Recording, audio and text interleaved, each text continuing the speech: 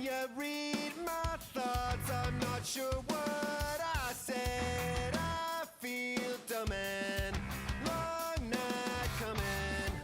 Did you steal my prayers? I don't know where I was. I feel numb and all or nothing. It's Friday night, let's lose our minds in a downward spiral. Here we go, 'cause we got no control. It's Friday nights always save my life from the worst of times we ever had. Think of a punk rock bands until Monday morning strikes again. We are the kings of the weekend. I can feel my head falling off my neck. Hello, everybody, and welcome to week 3 of the NFL season. This week I have 2 very special treats. First, we are recording live on location with a beautiful prairie in the background. Second, a very special guest, my co-worker, Tyler Tretbar. Hi, all YouTubers. Tyler, tell all my family members and Jimmy's roommate who you are and the basic things. What's your favorite football team? Well, I'm a Vikings fan, unfortunately. Yeah, but I'm also a all-around Minnesota sports fan. So Twins, Loons, sometimes the Wild, Gopher football, Mankato hockey. If this season goes way off the rails for the Vikings, I might have to transition this into like a Wild podcast or something. Yeah. And this will be who I go to. Yeah. I can't quite bring myself to make it a baseball podcast. Couple questions I'd like to ask. I don't have a lot of Vikings fans on this, honestly. Yeah. Packer fans, Patriots fans, sure. Do you remember, what play as a kid made you a Vikings fan, or what player, or what? Just the purple starter jackets. I do remember those. Yeah, probably the '98 season where it was Cunningham to Moss to Carter. Stupid Gary Anderson missing the field goal and the kick, extra point. Beautiful transition. My next question: most painful Vikings memory. And that one was pretty hard. Wasn't really the year that we had Favre. I was actually kind of rooting against Favre. I didn't want a Packer quarterback to come take advantage. So kind of glad he got beat up. See, that one was, I don't know. I guess it's been dulled a little bit for me because we robbed the Saints from the playoffs twice now in the last 3 years. Yeah. But that one was that was our year. We were on fire. We were rolling. Couldn't be stopped. And in that game, they had so many times that I thought had blown it, and they still came back again. And I thought we had it, and then I saw that all he had to do was run and kick a field goal and an interception, and it's devastating. But I'm 50-50 between, I guess the moment would be that field goal. The worst game would have to be losing to the Eagles in the championship game. Yeah. Having a chance to play the Super Bowl at home. Miracle, yeah. That one sucked. But I think the most physically let down I've ever felt was I was at the Seahawks game at TCF. Yeah. Playoff game with the Teddy Two Gloves. Yeah, we had no one thought we were going to make the playoffs, right? I mean, it wasn't a great season. We weren't some on fire team, but we struggled through against the Seahawks, who I thought were a great team, and to have Blair Walsh miss that. After we marched on, we did the thing. We were gonna make it. Yeah. And just the air sucked out of the stadium, an outdoor stadium, no less, and it still sucked all the air out. I have made a critical error as the host of this show.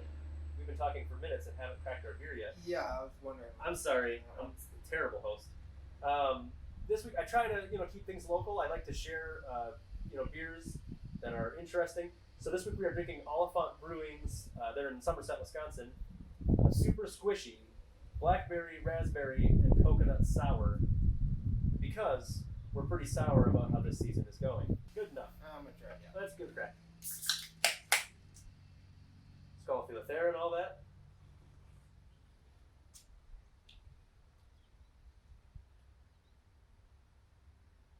That tastes like not a beer at all. Tyler, among the other things that he mentioned in his biography, Minnesota sports fan and everything, he's also part hummingbird. I've never known anybody to subside on sugar, candy, quite like him. I saw that. Yeah, M&M's, Starburst, Taffy. Well, there's a lot of them. So this seems like a good fit for you. Yeah. What are your thoughts? It's creamy. Yeah, kind of got that raspberry cream, like kind of tastes like a frosty enough of a cupcake. Yeah, that's a good comparison. Really, I mean, it's very thick. It's like a smoothie. It's very good. Coconut kind of comes through if you let it sit a little bit. All right, enough beating around the bush. It's week 1. Terrible against the Packers. Yeah. Scoreboard looked pretty good. I came back that Monday and we talked, and I said I thought I saw some good things. The bend but don't break defense is not what we're used to. We're just not used to giving up anything. I thought that the cornerbacks were staying in tight. I thought the defensive line was working, considering how kind of slapped together they are. Thought we had a chance of keeping it interesting in Indianapolis. That obviously didn't happen. Nope. What do you think needs to happen? Well, based on how the season's going, a lot of things. I mean, once we get Daniil Hunter back, that's going to be a huge, huge deal. Hopefully, the more time the Jacksonville guy that we got, because he came in at the end of the season, didn't have a lot of practice beforehand. We need a number 2 wide receiver, whether that be Jefferson or BC Johnson. It seems like it's Adam Thielen and tight ends haven't been used. I'll say even if Herb Smith is like kind of that hybrid guy. Yeah. And I really like Kyle Rudolph, the person, but I feel like he's a wasted paycheck at this point. Yeah, it's unfortunate. You never want to see he's been such a solid contributor for so long. Right. And I think by his own admission, he's maybe not the athletic. Of course, I know we were saying that last year, and he caught the big touchdown against the Saints. He had a touchdown against those two. Didn't he have 2 crazy ones against the Cowboys? Like 2 one-handed grabs? He had the one at the end of the game to win it. And then against the Broncos, like he had a couple. Like, look at us living in the past happier times. Yeah. Yeah, it's one of those. Okay, so I try not to like sell hope actively, but I also try to maintain some positivity. Lord knows there's enough negative stuff out there. Right. I do think we should have expected the Vikings to take a step back, given the utter changeover on defense and how big of a loss Stephon Diggs is. The offensive line was bad last year, and it's the same offensive line as it was last year. Lo and behold, it's still bad. So I guess after kind of getting blown out against the Packers, but keeping it interesting at the very end, and then really getting blown out against the Colts, there's a lot of despair in Vikings Nation. A lot of people saying tank for Trevor, but I'm not sure. First of all, we've got Cousins under contract. We were just talking about this. What do you do? He's under contract, guaranteed money for years. Yeah. So if you tank for a rookie quarterback, trade him to the Jets and give up a draft pick so that they take him. you have to give up a draft pick just to get someone else to take your quarterback salary off your books. But this is my question. I'm dancing around it again. Do you think it's a fire sale now, or do you think it's a let's build what we have? We've got a lot of rookies on defense, or younger talent. Should we focus on building what we have and staying competitive, or do we try to move Cousins now, see what Jake Browning's got, still throw him in a quarterback, just go wild? Yeah, we need a mobile quarterback with their offensive line right now. I don't think the Vikings in general need to go fill off every player they got. Because eventually you'll have the Jacksonville guy contribute more. We'll have Daniil Hunter. Next year we'll have the guy from Baltimore that we got. Oh yeah, Pierce. Yeah. I didn't realize he was a nose tackle. That was his role. They brought him in to replace Linval. Yeah. I thought he was supposed to be an edge rusher too. That explains a lot. I mean, they've been getting gashed on the ground. Yeah. So they moved Shamar Stephen from. I think the plan was to have him be a 3 technique, and they moved him into nose tackle once Pierce opted out. So I mean, it's all So there's hope for the defensive line. Hendricks is still a good player. Barr is out for the season. Oh yeah, Barr's out for the season. Hopefully he can get back. He'd be another player I'd be okay getting rid of. I think he's on the downside of his career. Not able to stay healthy. I'm a Barr apologist. I still think he's super athletic. So specifically this weekend, Titans are coming to town. Their tight end, Jonnu Smith, is finally going off. I was a Jonnu truther like 2 years ago. Really thought that like he had all these athletic gifts and that Delaney Walker was going to get washed up eventually. I was 2 years too early. The Vikings have been getting destroyed by tight ends. Yeah. And the running game. So my concern is that I think the Titans have a lot of offensive potential. The Vikings, again, tight ends and running backs have been killing them. Well, what do the Titans have but a really good tight end and a really good running back, Derrick Henry? Yeah. Never heard of him. Looks like A.J. Brown is doubtful. Yeah. So that'll help out a little bit. I hope this is like the secondary's chance because Corey Davis is like the number one wide receiver if A.J. Brown is out. Yeah. And athletically gifted but hasn't done anything for 4 years in the NFL. Right. So hopefully they can have a get-right game. I don't know. What do you think? If they get Delvin Cook, start running the ball, taking time off the clock, where the defense isn't on the field for 20 minutes out of the first half, that'll probably help out. And you got to mix up the passing game. It can't just be the one Adam Thielen, great wide receiver, went to the same college as he did. So that's right. Yeah, we're both almost the same person. Did you guys overlap? By 2 years we had 2 years the same. Wow. Score prediction?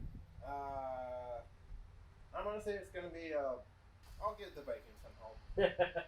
I'll say they take it 24-21. Okay. I was thinking the same ballpark. I was like 28-24, somewhere in there. That's my hopeful pick. What I actually think is gonna happen, it'll be about 31-3. After the last 2 weeks, yeah, be hard pressed. It's nice to have a Vikings fan on here who also has that same. There are two answers to the question. Hey, if everything goes right, I think if two functional teams were to meet in this scenario, it would be 30 to 27, something like that, And then there's also but I really think that Vikings just get destroyed. So the Titans don't have much of a defense. So there's a chance the Vikings could get the ball moving. They did sign Clowney over the. Oh, they did, didn't they? Yeah, he'll probably get 3 sacks and a safety. Yeah. Anyway, I think it's in the mid-20s score-wise. I think they move the ball back and forth. It's fun because both teams want to run the ball a lot and be efficient in their passing game. They're actually constructed very similarly on offense. So the game could either be a super slow slog where both teams just like run, and the game's over in about 2 hours, or it could get to like the point where it's high scoring enough that they're forced to pass more. I don't know. I'll go 28-24. It seems sad to pick the Colts or the Titans, so I'll pick the Vikings to win, but it's not a confident pick at all. Yeah. And all those Packer fans across the border are pretty happy with Rodgers and Aaron Jones right now, but they'll lose in a championship game to Seattle or Saints or someone else. So I don't know. If the Vikings can't win, the next best thing is to watch a devastating Packer loss. It's been fun to have all you Packer fans watching. I think more of you are Packer fans because I live in Wisconsin. My friends are from Wisconsin. I know this because anytime Corey comes on to talk about the Packers, the views go through the roof. So it's been fun having you. I'm sorry Tyler drove you all the way. Yeah. Please click like before you go. Yeah. I appreciate that. Tyler, thank you for coming on for your first ever visit. Well, thanks for the free beer. Yeah, absolutely. Ollie Font, thank you for this. Delicious. Thank you all for watching. Thank you for joining. Yep. Hope to do it again. Skål för det. Yeah, let's go.